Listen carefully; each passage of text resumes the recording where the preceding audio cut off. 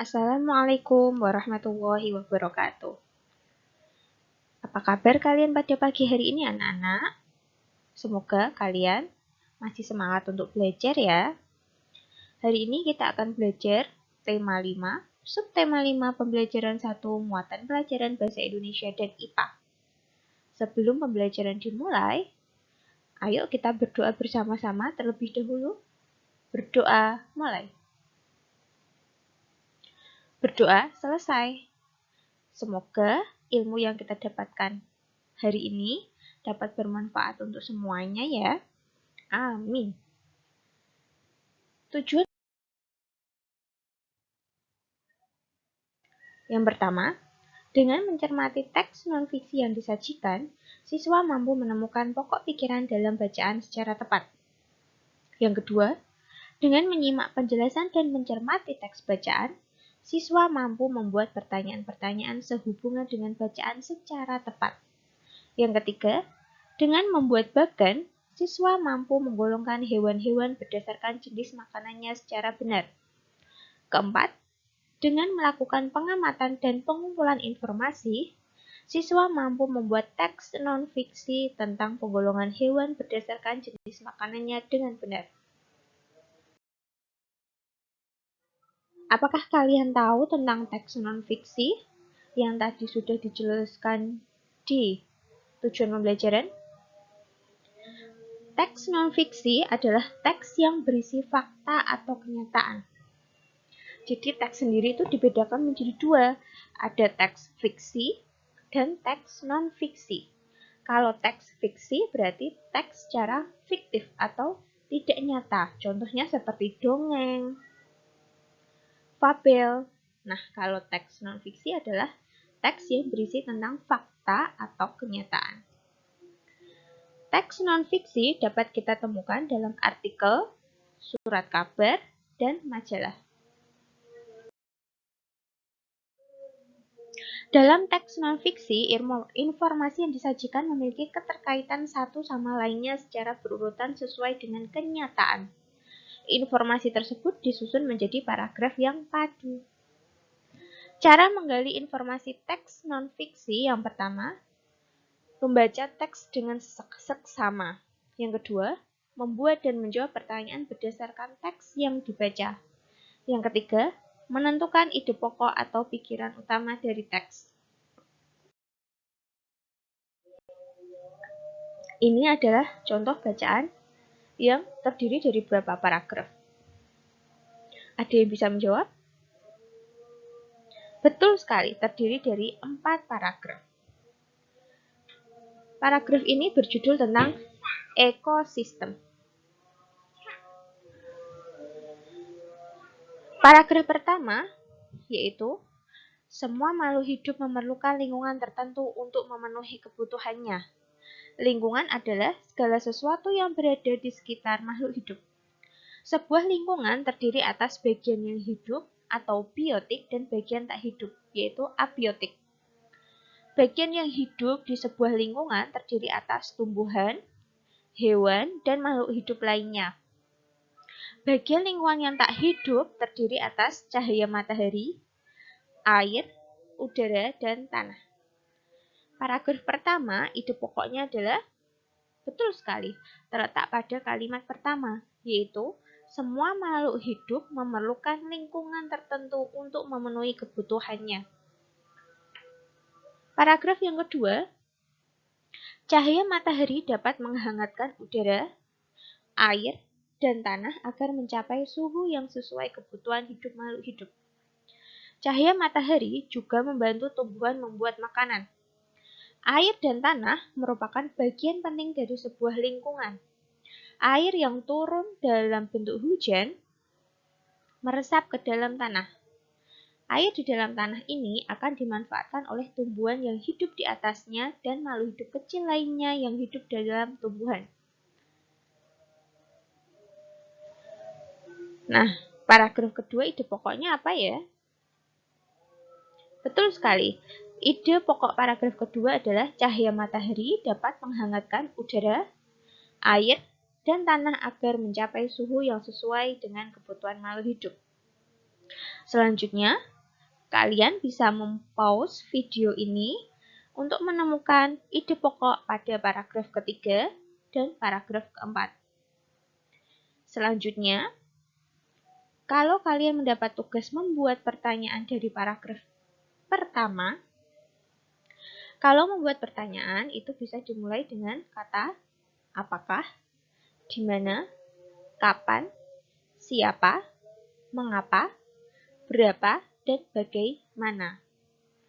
Dan jawaban, kalau kalian membuat pertanyaan, jawabannya harus ada pada paragraf tersebut. Contohnya paragraf pertama. Kalian bisa membuat pertanyaan, apakah yang dimaksud dengan lingkungan ya? Atau apakah yang dimaksud dengan lingkungan? Dan diakhiri dengan tanda tanya, jangan lupa itu. Jawaban dari pertanyaan yang kalian buat, misalnya, lingkungan adalah segala sesuatu yang berada di sekitar makhluk hidup. Paragraf kedua, kalau kalian dimintai membuat pertanyaan pada paragraf kedua, kalian bisa mencontoh, apakah fungsi dari cahaya matahari? Dan jangan lupa diakhiri dengan tanda tanya. Jawabannya adalah menghangatkan udara, air, dan tanah agar mencapai suhu yang sesuai kebutuhan makhluk hidup dan membantu tumbuhan membuat makanan. Selanjutnya, kalian bisa mempause video ini dan membuat pertanyaan pada paragraf ketiga dan paragraf keempat.